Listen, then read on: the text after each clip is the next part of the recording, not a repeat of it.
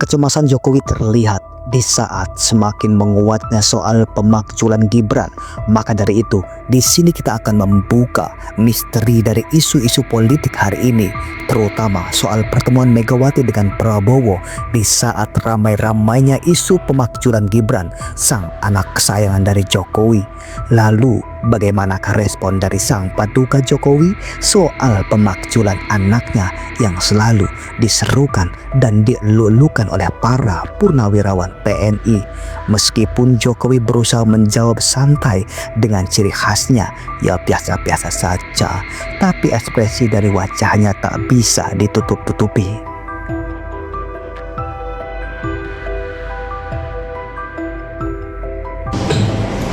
Ya, diikuti saja proses sesuai sistem ketatanegaraan kita. Bahwa ada yang menyurati seperti itu, yaitu dinamika demokrasi kita. Biasa saja, biasa. Dinamika demokrasi kan ya seperti itu, biasa saja. Nggak sakit hati gitu? Biasa saja. Sebagai wapres yang dipilih oleh rakyat itu seperti apa, Pak? Dan seperti jadi kelompok itu menerima presiden tapi tidak menerima wakilnya. Iya, pemilihan presiden kemarin kan satu paket, bukan sendiri-sendiri kayak di Filipina itu sendiri-sendiri. Di kita ini kan satu paket. Jadi tidak bisa menerima presiden tapi tidak menerima wakilnya. Ya memang mekanismenya seperti itu. Jadi sekali lagi,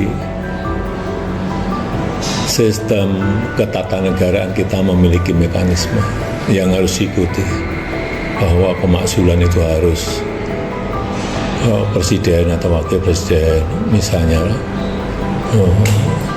korupsi atau melakukan perbuatan tercela atau melakukan pelanggaran berat itu baru.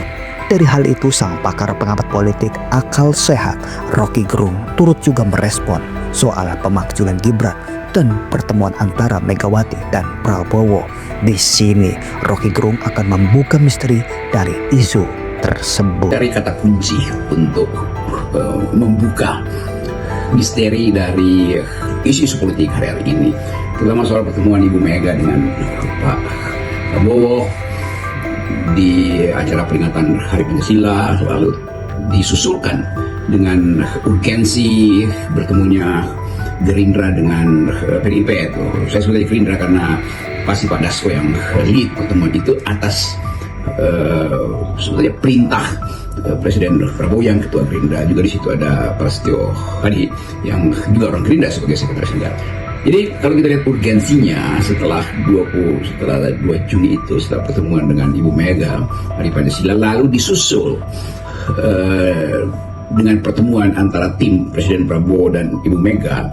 Ibu Mega ada Mbak Puan, Pak Lawli, dan itu harus saya carikan kata kuncinya dan coba saya pikirkan ya.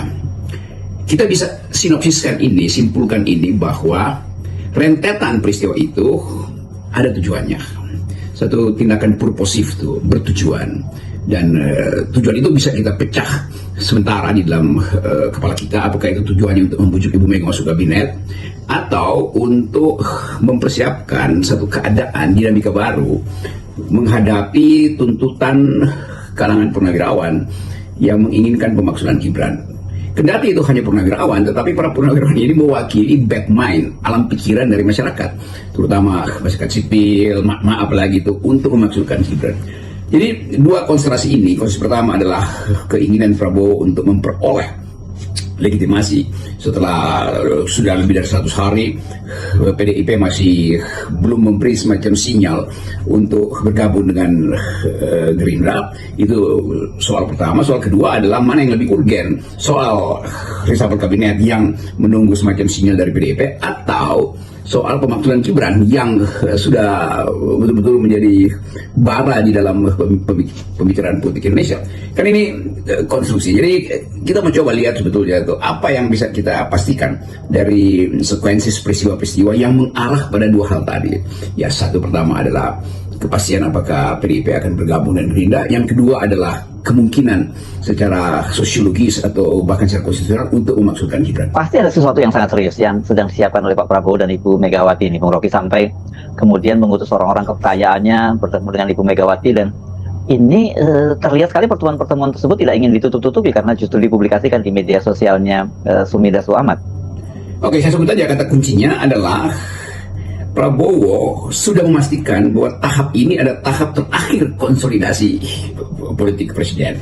Kan kita sebut konsolidasi karena dari awal ada semacam kecanggungan presiden untuk mensolidkan pemerintahnya karena masih ada bisik-bisik dan kecerewetan masyarakat sipil yang menganggap bahwa tidak pantas sebetulnya Gibran mengarah ke 2029. Jadi Presiden Prabowo tentu mengerti kasakusuk itu. Presiden Prabowo mengerti bagaimana legitimasi dia itu, walaupun secara legal sudah terpilih, tetapi ada yang tidak fit and proper dengan kondisi psikologis publik. Jadi Presiden Prabowo kira-kira berpikir bahwa kalau keadaan yang kita sebut ketidakpastian ini berlanjut sampai menjelang 2009, maka guncangan terhadap, atau berlanjut sepanjang menuju 2009, maka guncangan terhadap proyek-proyek sosialistis Prabowo itu akan terganggu. Jadi kita mau baca bahwa Presiden Prabowo menginginkan ada percepatan tibanya kesejahteraan pada masyarakat, ada percepatan untuk tibanya keyakinan bahwa Indonesia bisa menumbuhkan harapan di dunia sebagai pemain politik dan ekonomi baru. Kan itu semua yang kita bisa anggap sebagai a new kind of paradigm, jenis paradigma baru yang hendak dijadikan Prabowo sebagai legacy dia. Tentu Prabowo nggak ingin legasinya IKN, itu bagian dari Jokowi. Prabowo juga menganggap ya kecil kalau cuma sekedar legasinya ada bangun-bangun infrastruktur. Prabowo ingin meninggalkan legasi yang lebih konseptual, yang lebih filosofis, yang lebih punya tema di dalam mempengaruhi alam pikiran global. Jadi itu yang kita sebut upaya Prabowo untuk memaksimalkan konsolidasi politik dia, supaya efeknya itu bisa menjadi penguat, penambah energi untuk bermain atau menjadikan Indonesia, dalam hal ini Prabowo tentu diingat sebagai tokoh dunia atau minimal tokoh Asia tuh yang saya sebutkan berkali-kali bahwa Prabowo kelihatannya mampu untuk mewujudkan semacam model kepemimpinan politik baru di tingkat Asia tuh, yaitu menghubungkan antara kapasitas ekonomi kita, ekonomi artinya dasarnya sumber daya alam dan perbaikan sumber daya manusia, dengan sejarah panjang Indonesia yang pernah menjadi jembatan Asia Afrika. Dan saya selalu mau lihat itu di dalam kondisi global tuh. Kalau cuma soal kasakusuk politik ya Prabowo mengerti bahwa dia tuh bisa dengan nekat untuk mengganti para anggota kabinetnya. Tapi sekali lagi kita melihat alam pikiran Prabowo sebagai seseorang, sebagai sosok yang dibayang-bayangi oleh keinginan untuk menjadi pemimpin melebihi tingkat nasional. Tadi Anda menyatakan ini merupakan konsolidasi terakhir. Itu apa maksudnya? Karena bagaimanapun kan posisi PDIP sekarang ini di luar pemerintahan, meskipun mereka tidak mau menyebutnya sebagai oposisi. Sementara di dalam pemerintahnya Prabowo sampai sekarang masih ada namanya Gibran Rakabuming yang merupakan representasi dari Jokowi, dan menariknya kan sekarang ini posisi Gibran sedang digoyang gitu. Nah di situ Hersu nilai strategis dari percakapan kita hari ini. Jadi saya sebut tadi bahwa ini konsolidasi terakhir supaya elemen-elemen kepemimpinan Prabowo bisa betul-betul diikat tanpa perlu ragu lagi bahwa dia bisa jadi pemimpin Asia tuh. Nah, karena itu pendekatan dengan Ibu Mega dengan mudah kita terangkan sebagai keperluan pertama, karena PDIP punya posisi yang strategis dalam sejarah politik Indonesia, bukan sekedar di DPR tapi sejarah politik Indonesia. Karena bagaimanapun PDIP itu ada partai yang memang sudah tumbuh dari akal sejarah kita tuh, Soekarnoisme, Marxisme. Lepas dari kita setuju tidak setuju atau mau membahas pikiran-pikiran Soekarno apakah masih relevan, tetapi yang harus diingat bahwa PDIP tumbuh di dalam tradisi sejarah nasional kita tuh, dan Bung Karno ada tokoh yang diingat dalam sejarah politik internasional. Kemampuan Bung Karno untuk berpidato, mengucapkan semacam ideologi berlawanan dengan ideologi imperialisme, kolonialisme, kemampuan dia untuk membaca masa depan kapitalisme yang sudah bahkan dia uraikan secara detail sejak dia tahun 30-an itu didakwa sebagai seorang provokator atau penghasut ideologis, sehingga dia mesti dipenjara di Bandung, dan dia membuatkan pidato yang betul-betul bertema kiri, bertema sosialistis, karena semua bangsa pada waktu itu menganggap bahwa imperialisme, junto, kolonialisme itu ada bagian dari kapitalisme. Jadi semua pikiran kita tentang Indonesia sebetulnya harus berdimensi sejarah sekaligus berdimensi global, internasional.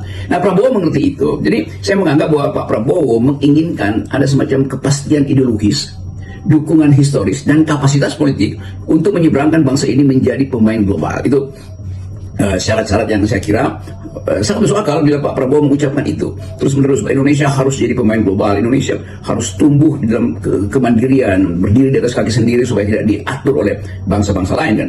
Jadi kapasitas ini ada di dalam benak Presiden Prabowo. Kapasitas ini berupaya untuk dibuktikan secepatnya.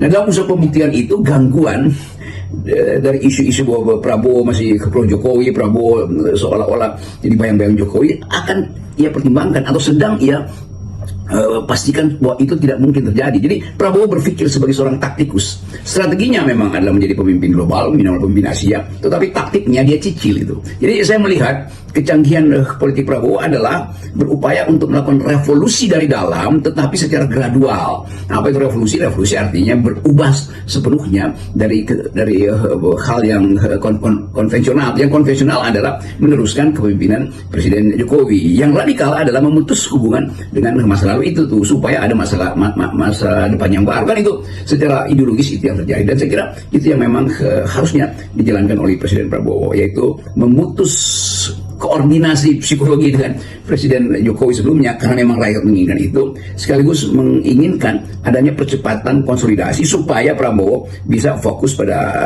sebut aja ideologi sosialisme yang sedang beliau ingin yakinkan pada Indonesia, juga pada masyarakat dunia, terutama karena ada perubahan paradigma ekonomi dunia akibat manuver dari Donald Trump.